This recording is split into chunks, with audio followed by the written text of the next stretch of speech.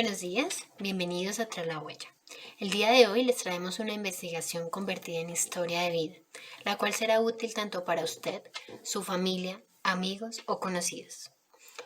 Unas investigadoras decidieron recoger antecedentes sobre el enfoque bilingüe en Suecia aplicado a la educación chilena. ¿Todo esto para qué? Para avanzar en la educación inclusiva en Chile. Para entrar más en detalle sobre este tema, tenemos como invitadas a las investigadoras Derly Mendieta y Marcela Guerrero, quienes nos están acompañando cada una desde sus casas por causa del confinamiento. Buenos días, yo les quiero compartir mi experiencia con el método clínico a partir de los años 1950 y 1960, que fue donde hubo un crecimiento tecnológico. Gracias a esto, los estudiantes sordos contaron con parlantes y ayudas auditivas. Esos avances dieron frutos en su momento. Sin embargo, cuando los estudiantes salían del colegio, se evidenciaba que el nivel de lectoescritura en el que se encontraban no era adecuado para su edad. A pesar de que las ayudas tecnológicas y estrategias implementadas en el aula de clase, como la copia en el tablero, la transcripción que los docentes realizaban, algunas veces se comunicaban por medio de la lengua de señas. Sin embargo, para esta época, este medio de comunicación era muy concreto. Entonces, se tenía la concepción o se tenía el pensamiento de que los estudiantes sordos, al comunicarse con lengua de señas, no podían obtener un pensamiento abstracto. Muchísimas gracias, Marcela. Nos vamos a un corto de comerciales y enseguida continuamos con los cambios que ha tenido a lo largo del tiempo. En este sentido, de forma más reciente en la educación chilena, se llevó a cabo la comunicación de esta información para implementar el método bilingüe. Muy buenos días, me presento, mi nombre es Derly Mendieta y soy la fonoaudióloga que va a continuar con este paso histórico. Entonces, lo que dio el gran cambio histórico para el modelo de enseñanza de las personas sordas fue que estas mismas personas empezaron a utilizar el sueco signado. ¿Qué significa esto? Entonces, lo que hacían ellos es coger las palabras de la lengua hablada y transformarlas en un signo. Sin embargo, esto no dio mayor resultado. ¿Por qué? Porque el lenguaje hablado tiene mucha más velocidad que las señas. Entonces, lo que hacían los estudiantes era perder el hilo de la clase, o sea, de la temática que estaban dando la clase. Sin embargo, esto fue bueno ¿para qué? Para que todas las instituciones implementaran la lengua de señas como primera lengua para las personas sordas y como segunda lengua el castellano escrito. Esto fue muy bueno, ¿por qué? Porque después de que un solo colegio de personas sordas e hipoacúsicas implementaran este nuevo estilo o método, hicieron que en 1994 más escuelas de hipoacúsicos y sordos cambiaran el currículo o hicieran un currículo adecuado para las personas sordas, teniendo en cuenta su primera lengua.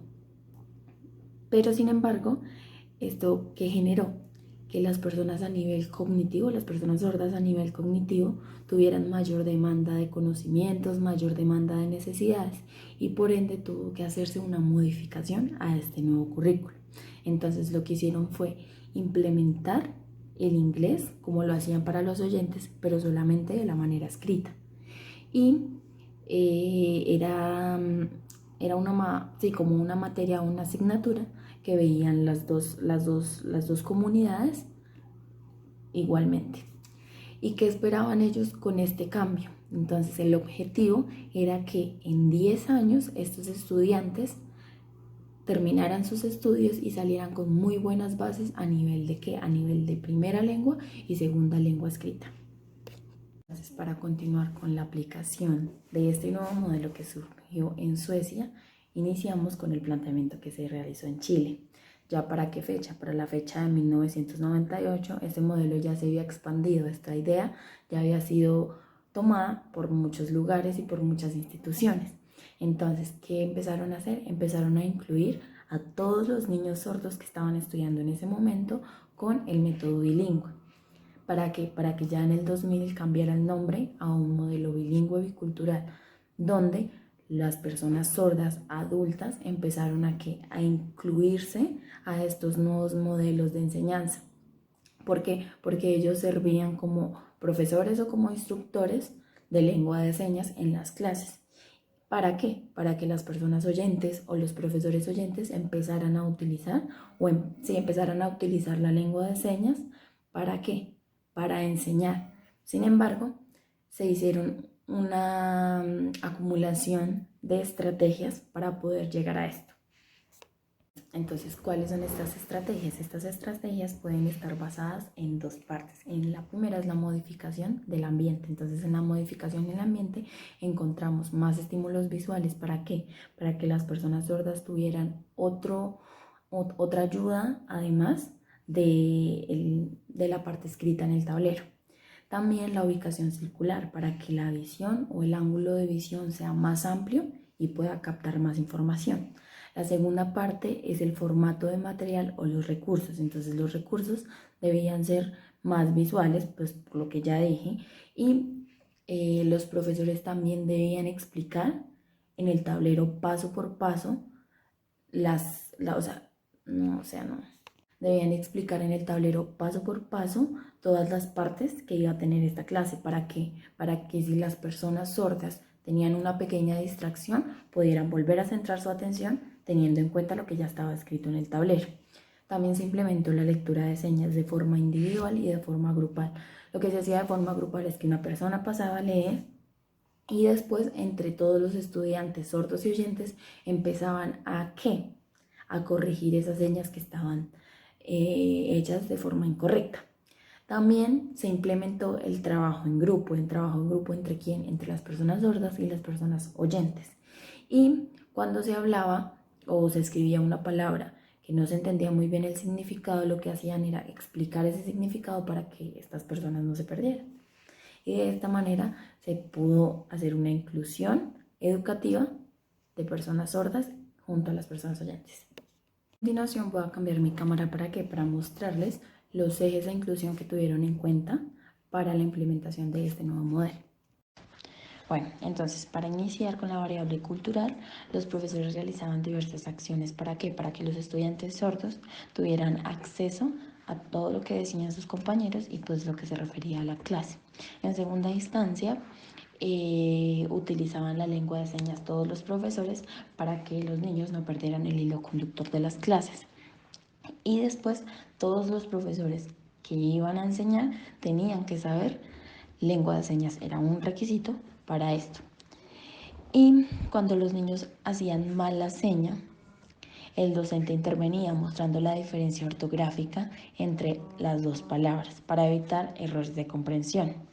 Además, la profesora promueve la interacción entre pares por medio de trabajos en grupo. Los adultos sordos participan en el proceso educativo al interior de las clases como los profesores. ¿Para qué? Para que ellos hacían el trabajo de instructor de lengua de señas. Y por último, los profesores y las profesoras oyentes implementaban la educación a través de la lengua de señas. La variable política empieza con los ajustes que realizaron al plan de estudios de las personas sordas, modificando las asignaturas y las exigencias en cada una de ellas, que al final terminó siendo muy parecida a la de los oyentes, porque demandaban más conocimientos cognitivos o más necesidades cognitivas. En segunda instancia, implementaron de forma obligatoria la lengua de señas como primera lengua para las personas sordas.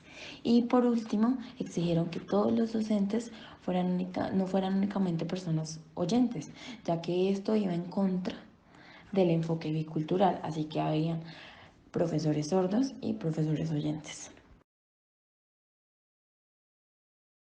Y para la variable práctica, entonces, los profesores empezaron al inicio de las clases a brindar la estructura general de la clase de forma organizada para que los niños tuvieran un marco de trabajo y un contexto previo a los temas y sobre los contenidos que se abordaran.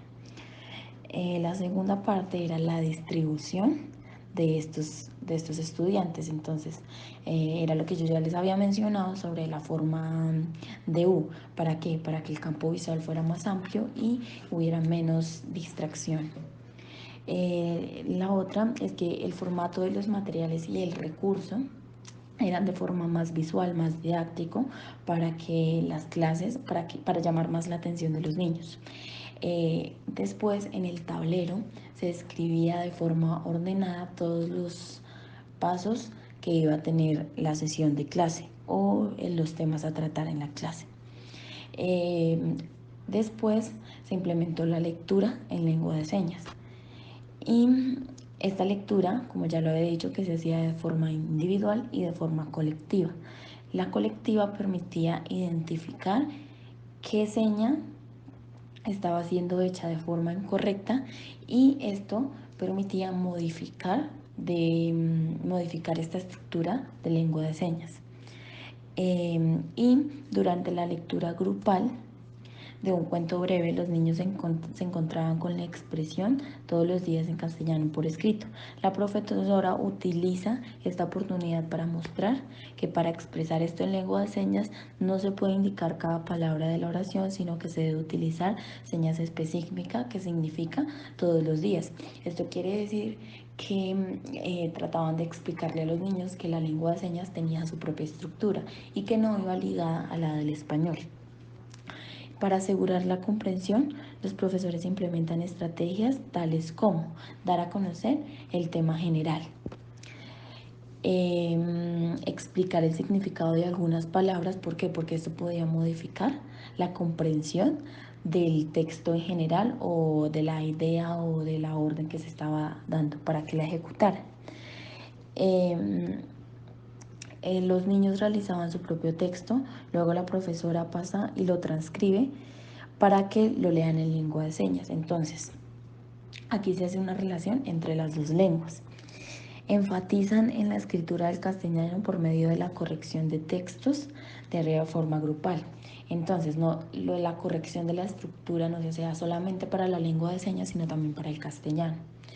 Realizan proyectos escolares sobre escribir la historia escolar y que narren en lengua de señas. Entonces se vuelve a incluir y a involucrar las dos lenguas.